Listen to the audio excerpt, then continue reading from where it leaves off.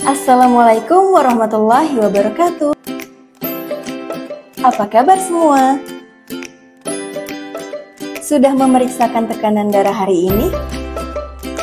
Kalau belum, yuk periksa. Bagi kalian penderita hipertensi sudah tahu bagaimana mencegah krisis hipertensi? Kalau belum, mari kita bahas. Hipertensi yang tidak terkontrol dapat berkembang menjadi krisis hipertensi berupa kerusakan di organ-organ sasaran yang terkait atau target organ damage.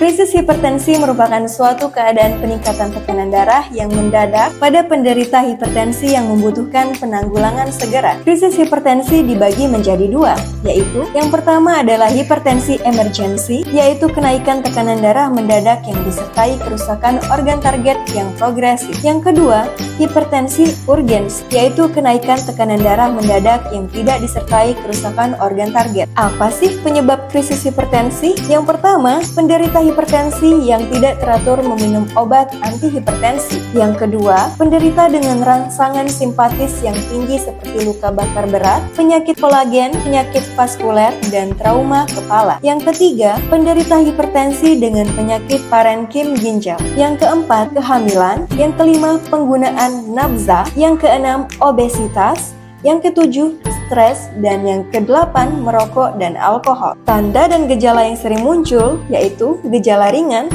mual, muntah, sakit kepala, kaku pada tengkuk, nyeri dada, dan sesak napas. Gejala yang lebih berat, gangguan kesadaran sampai pingsan, kejang, nyeri dada hebat.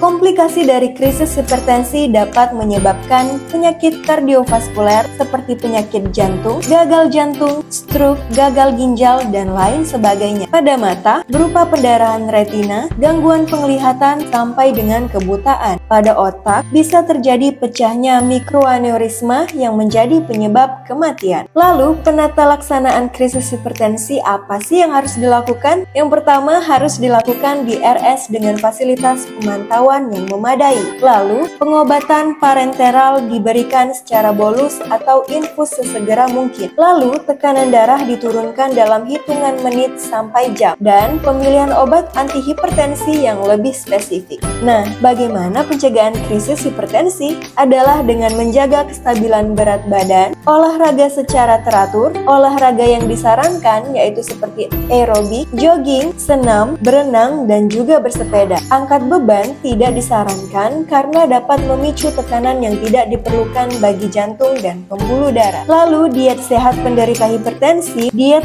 rendah garam, batasi garam kurang dari 1 sendok teh per hari, lalu hindari bahan awetan yang diolah dengan menggunakan garam seperti terasi, kecap, dan petis, lalu kurangi makanan yang mengandung bahan kimia seperti mie dan sarden. Diet rendah kolesterol dan lemak, batasi makanan berlemak atau digoreng kurang dari 5 sendok makan minyak per hari, makan ikan sedikitnya 3 kali per minggu. Makanan yang perlu dikurangi yaitu keju, mentega, santan, minyak kelapa, daging, hati jeroan, kuning telur, dan durian. Diet tinggi serat yaitu sayuran, daun bawang, bawang putih, protein nabati, kedelai, kacang hijau, kacang solo, buah-buahan, jambu biji, belimbing, kedondong, anggur, nangka, pisang, pepaya, dan apel. Lalu mengurangi stres, berhenti merokok, mengurangi kopi, penurunan tekanan darah harian. 5 rahasia mencegah krisis hipertensi yaitu dengan arginin, ekstrak biji anggur, ekstrak tomat, pignogenol, dan coklat. Pemahaman obat resep dan rutin minum obat secara teratur, dan cek tekanan darah secara rutin. Melakukan pengecekan tekanan darah secara rutin dapat menjadi tindakan pencegahan agar tidak terjadi krisis hipertensi. Sudah tahu ya bagaimana pencegahan krisis hipertensi? Rutin periksa tekanan darah ya teman-teman. Salam sehat semuanya. Wassalamualaikum warahmatullahi wabarakatuh.